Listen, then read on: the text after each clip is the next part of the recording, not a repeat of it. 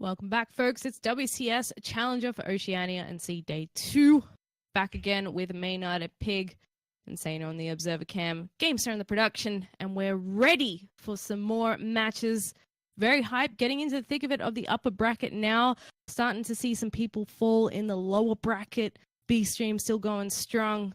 Guys, what is our next match going to be? Maynard, will you do the honors?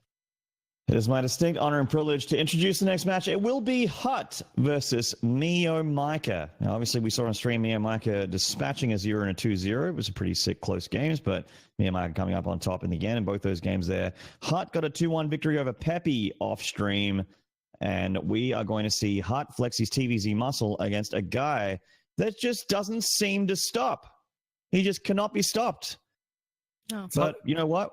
We're whipping out one of our strongest players in the region. Let's see if he can get it done. Pig, thoughts on the series? You know, if anyone can put the brakes on the Meomaika train right now, the meme train, it's going to be Hut. Hut's a very strategic player. I always talk about how he adjusts to his opponents, throws them off a lot. But I think on the defense, you know, it's not necessarily him going to be throwing Meomaika off as much here as it is him just adapting and not letting himself get thrown out of his element. Hut, I think, understands the power of pressure a lot, the power of hiding information and that sort of thing. So I think he's going to come out here swinging. He's going to build a lot of units. He's going to try and do a lot of pushing without overextending onto creep. And when he does finally try to force the issue, I think it's going to be like one of those super methodical pushes where your tanks are stretched across 3 screens. And it doesn't matter if Meomaika like collapses on you with a flank because you've just got such a good setup. And I don't think he's going to make the mistake of kind of diving too deep on creep too early because against a big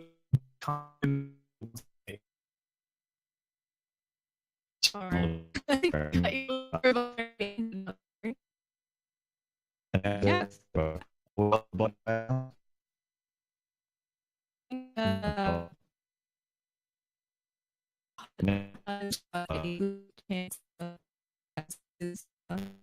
Already on his way to the semifinal.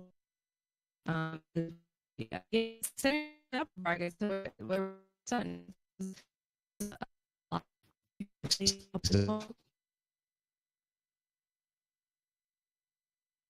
We just have Discord. We have a Discord hiccup here. Oh, it sounds good now for me. I think it's fixed. Yeah. I think we're good. There we go. All right, great. Now we all fixed. Thanks for bearing with us, folks. Sorry, Zeph. Like everything you just said, gone.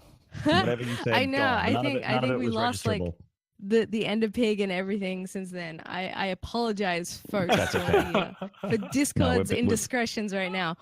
Let's try that again. Oh my God.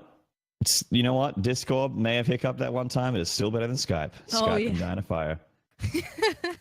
Who even uses Skype anymore, man? So Pig, you mentioned a very important thing. Like before you broke up on Discord, you were saying, Hut needs to make units push and not overextend. And I'm like, you know what? That seems like a good idea. It does. It does. It's easier said than done. We saw there. I think it's cool, right? Because we saw Hut versus yours earlier. He did some tricky stuff. He played very unit heavy. He took a very easy Game 1 victory and then a very decisive macro win in Game 2 against yours. But we've also seen Meomaika against Azua there play different speeds, right? And yesterday as well. So both players, I think, have a lot of range. And there's going to be a lot of scouting, feeling each other out, adjusting to what they see. But, I think for the rule always against Meomaika is, right, your depots must be raised. Your units must be together and not deep on creep. And you shall not step into the Zerg's base without having a very good reason to do it, because Meomaika loves it when his opponents come to him, because he always wants to fight. Yeah, I think Hut has what it takes to take him down for sure. He's one of the more well-rounded Terrans that we've got. He's already killed 2 Zergs in the upper bracket. Goodness knows how many he killed yesterday. In fact, no, he didn't kill any because he was seeded in. That's how good he is. He killed them all last season. So, yeah, I'm really excited for this one, to be honest, considering how great Meomaika is looking right now. Lost and Found is going to be the first map. And guess what? Countdown has started. Oh, hell yeah. It must be my birthday and Christmas all at once. Sounds like it. So it's you and me for this one, Maynard. Are you It ready? is my birthday and Christmas all at once because now Zeph's casting with me. Oh my god. Aw. Dreams do come true. Alrighty. Drop your predictions in chat, guys. We haven't done that in a little while, but we do want to hear from you. Yeah. Do a prediction, guys. I want to see some big brain Twitch chat GM armchair coaches out there letting us know who's going to win this series before we see any action. But let's get into it. In the top right here, representing SYF, we've seen him a couple times. He qualified last season for Valencia. Will he do it again for Montreal? This is Hut. And in the bottom left, an absolute machine today, macro and all-ins. Who knows what it's going to be? This is Meomaika.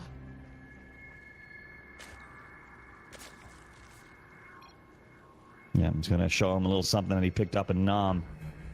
Get it? Because he's from Vietnam. Yeah. Very nice. He's a master of many fighting styles. We saw his macro. It's pretty good against Azure. This is a late game mech again on this very map against Azure, who is a late game guy. You know, he lacks that comfortable, economic, you know, greedy kind of game, which he got. You know, Meomaika let him get there and still won in the end. Pretty sick.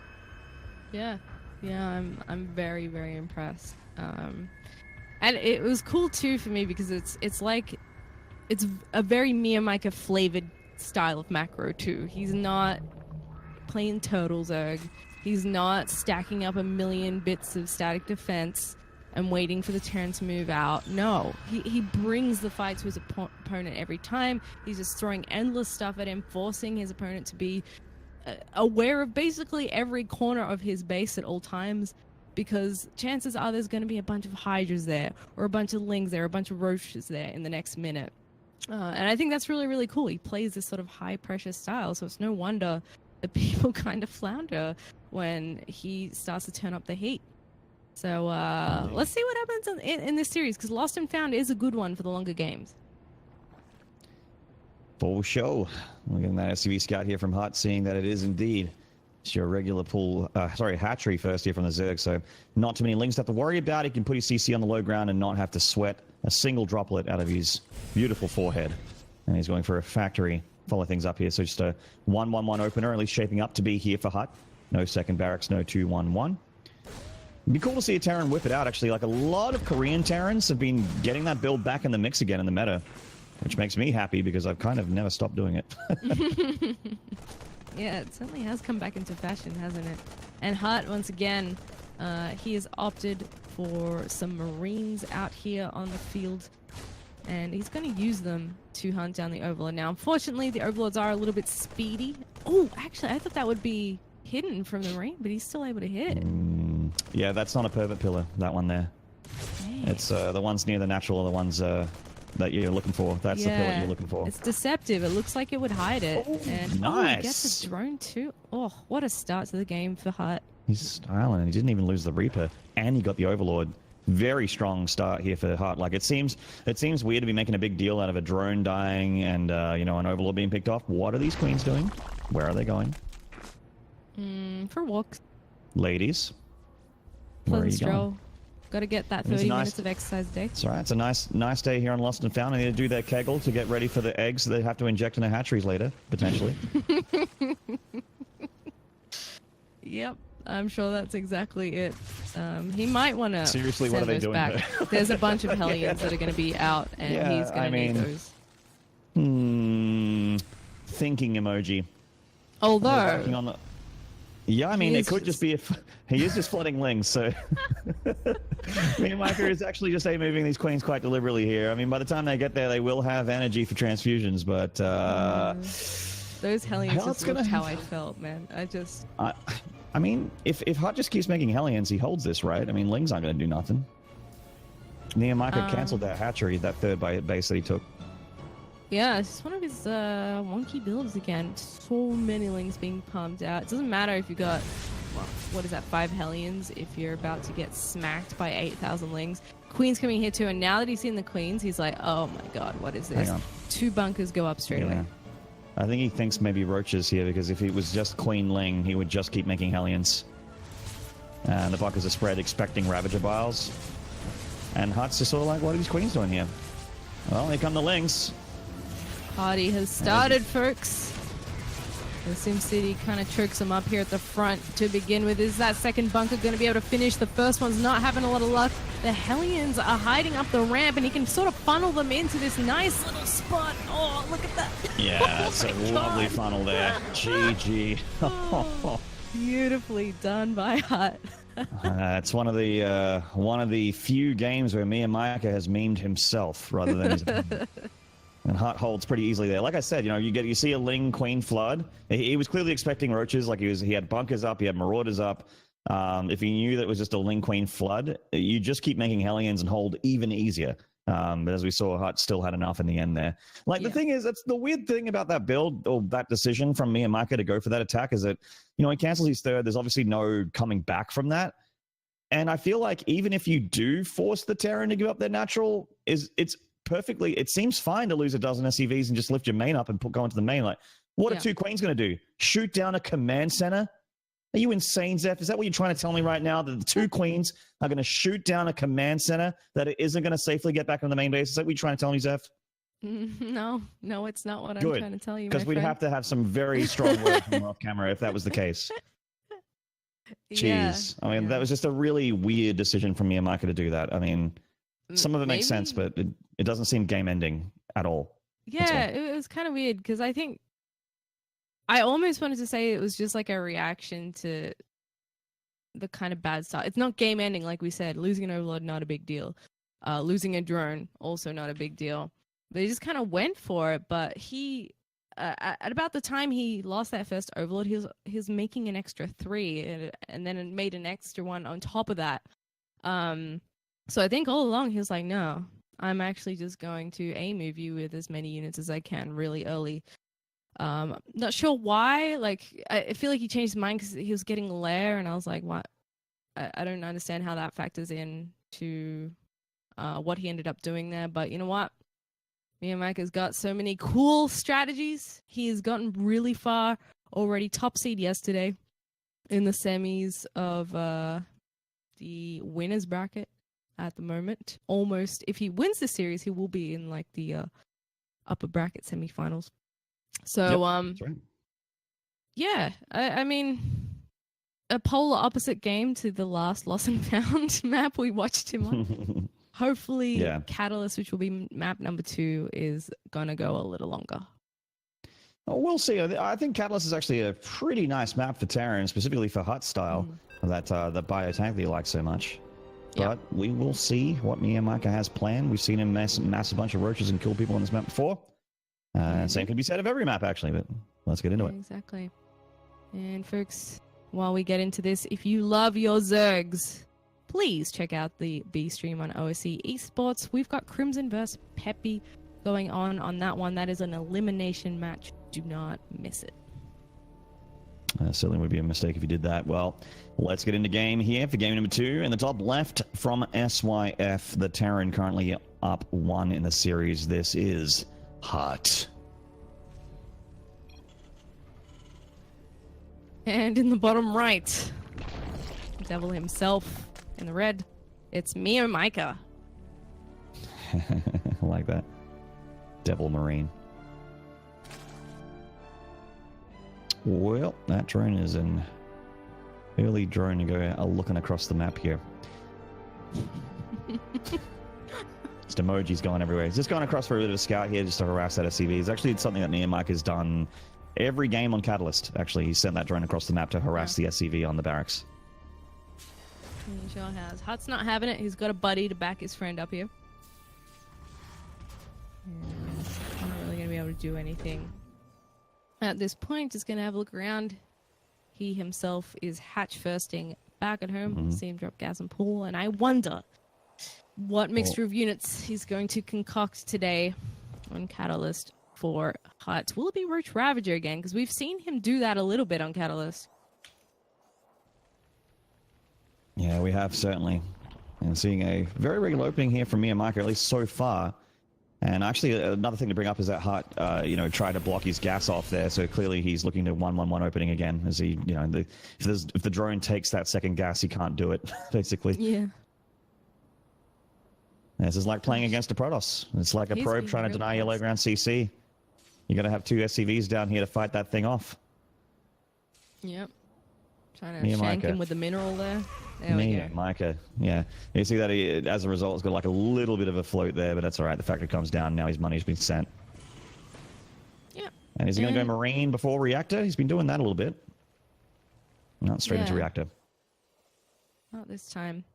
But there's still time to make more Marines and possibly go Overlord hunting. The first Overlord of Meomaika just reaches the natural now and is going to sit nearby. Just keep tabs on what Hut is making. At the same time, the Reaper has arrived at Meomaika's base. We'll see if he's lucky enough to get a drone this time round as well. Gets close, Just enough space for a... Yeah. So close and just enough creep for a Spore Crawler there for Mio. Reaper dives a little deep here, so takes a lot of chewing damage there from those lings.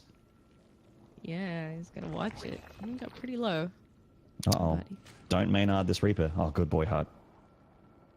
No, don't Maynard it. Don't do it. Don't. Okay. Because this happens to me all the time. I'm like, I'll patrol my Reaper out the front of that natural, and then I hear, your unit's under attack, and by the time I look, a Queen's killed it. Yeah, you see the little jetpack fly off Yeah, the last second. I'm there in time to see his corpse skyrocket into the sky. Yeah, I'm like, damn. so sad. Wish Well, I wasn't he's gonna- complete garbage. He's gonna go around the long way and hop into the main. Definitely needs to this get is a look in important. there. Yeah, this is important. And he sees that Meomaika has still got full gas saturation, which, you know, most Zergs generally won't. I might have one drone in there still to mine gas while taking a third base. Full gas saturation for Meomaika means that he could be up to so many things. It could be Fast Lair, it could be Roach Warren, it could be a Baneling Nest. Very important that Hut keeps this Reaper alive to see what's up. There is a third hatchery going down for Mio, but with that full gas mining, he's certainly up to something a little bit irregular here. And it's about that time that he starts making a few lings. He's gone with 8. We'll see how many he adds on. It doesn't necessarily mean that he's going to do anything drastic with them. Meomaika's just a guy that loves having... this Reaper's got 9 lives, man. Meomaika's just a guy that loves having X amount of lings out on the map at all times. The question is, does he keep making them? Because it looks like he is still investing quite a bit into that count. And we're seeing what Mio is doing with this gas. He's going to Lair and also getting +1 carapace at the same time. Only just one single Evo chamber spinning for Mio, but he is able to spend that gas. Unfortunate supply block for him. He's got to chew up a few Overlords, but he already has so many lings out in the field that it's not the biggest of deals. There is a handful of Hellions at home for Hut, and lings are trying to run by into that natural. Hut's still at home, though, reading Meomaika like a book. Yeah. Oof. That's a lot of dead lings.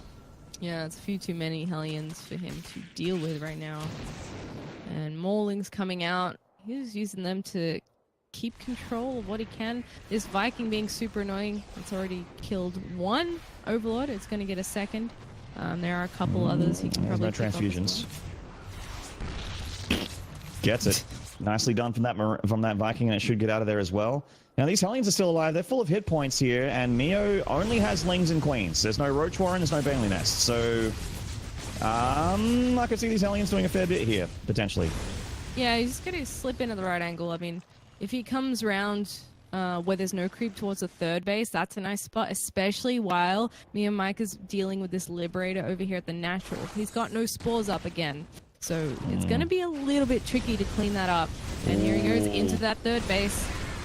This choke point's pretty good for those Hellions. Starter stepping here against the lings. Mio does have a bit of surround now, so the Hellions should go down, but not before they take out 7 drones along with the Liberator doing some damage in the natural. And it's still alive, and it forced a Spore Crawler. And now it just heads off into a different angle here, making things trickier for Meomaika, who still hasn't dealt with this Liberator. There we go. Now it goes down. A bit more denied mining time. A lot of chip damage there to the economy of Meomaika. Oh, okay. That many lings would actually be a bad time for Hut to have to deal with in his natural. He doesn't have too much bio out yet. You see he's transitioning out of the Hellions into just bio tank, which he loves so much. Yeah. A lot of, actually, not that many workers went down considering the number of Hellions in the Liberator that came out. Only 8. But there was lost mining time. He had to pull off the mineral line. He had to evacuate the natural completely. So, bit annoying for Meomaika. He's sitting at about 53 workers. We probably won't expect too much more from him unless he really wants to go late game again. We're already seeing that infestation pit come down for him as well. Yeah, heading up towards Hive by the looks of things. Hut is getting both upgrades with double engineering bay at home and going towards a third base here. So it looks like he's kind of gearing up for one of those like 2-2 tank pushes, which Terrans love so much. Innovation, of course, being like one of the biggest advocates of this kind of play while getting a third. And it's very, very good against a guy that likes to, you know, flood lings at you every time you move out. So I don't mind what he's going for here. And we'll see, is it going to be a high from here from Meomaika or something a little bit more sinister? He's getting upgrades for Hydras as well. No Carapace up. Well, he's got +1 Carapace, but no attack upgrades for Lynx. So he definitely wants to go heavy on the Hydralisk. Just true Meomaika fashion. Mm-hmm. And he sees this third base is here.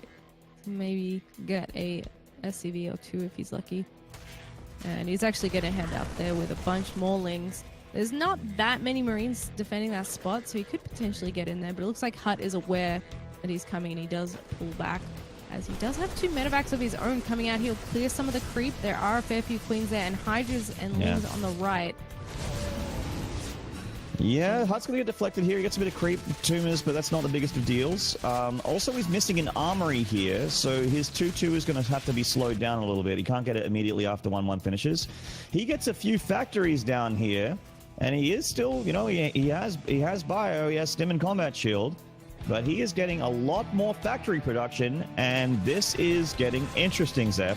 If a double armory went down, I'd say that this is like a Gumiho style double, you know, hybrid bio mech style that, you know, Imperial Marines tried once or twice as well. But I think Hut just wants to make a bajillion tanks because of Mio's prevalence to go on a mass Hydra.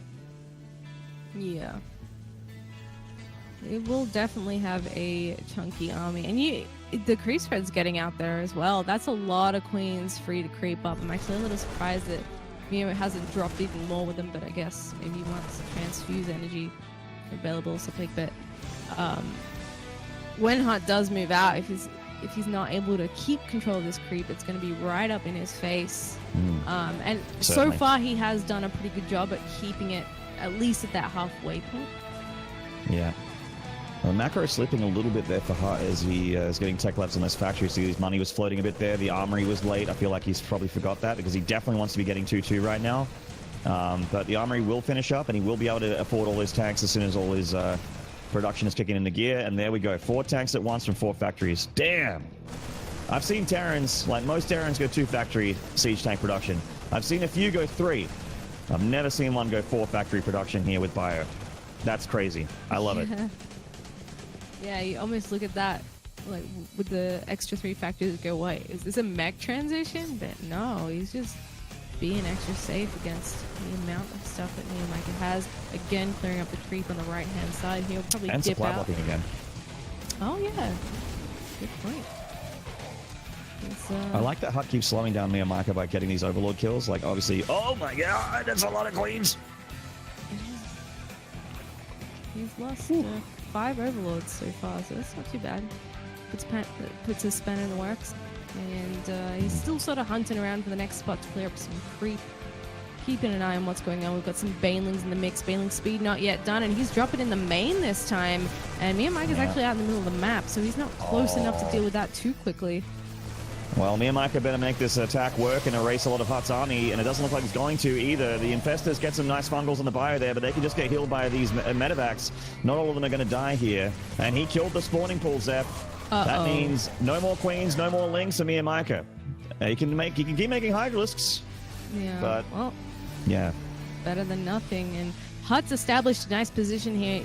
If you look at Meomaika's vision, he can't see up that ramp. He can't see how far back these tanks go. So many tanks. The Infestors on the front lines. Yeah, oh my goodness, this is going to be carnage. Even if the bio goes down, I think Hut's siege tanks alone can kill the army of Meomaika. Like, Mio does have, he doesn't have Vipers. He has no way to blind these tanks. And yes, we were wondering, is Hut the guy to slow down the meme?